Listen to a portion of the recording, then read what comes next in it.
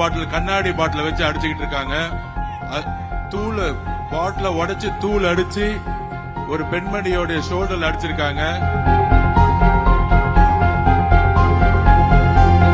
திமுகவுடைய இந்த சதி திட்டத்திற்கு நாங்கள் குரல் கொடுப்போம். நாங்கள் குரல் கொடுப்போம். காவல்துறை இதை கடுமையாக இப்பொழுதே கண்டிக்கிறோம். இல்ல இதே இடத்துல நாங்க உட்காருவோம், கிளம்ப மாட்டோம். என்ன அராஜகம் நடந்துகிட்டு இருக்கு? கண்ணாடி பாட்டில் வச்சு அடிக்கிறதா ஜனநாயகமா? திரு மு.க. ஸ்டாலின் சார், நிப்பாட்டியா எல்லாத்தையும், நிப்பாட்டியா. இப்பயே எவ்வளவுதான் அடிப்பீங்க, எவ்வளவுதான் அடிப்பீங்கன்னு கேட்கிறேன். நாங்க பொறுமையா இருந்துகிட்டு இருக்கோம்.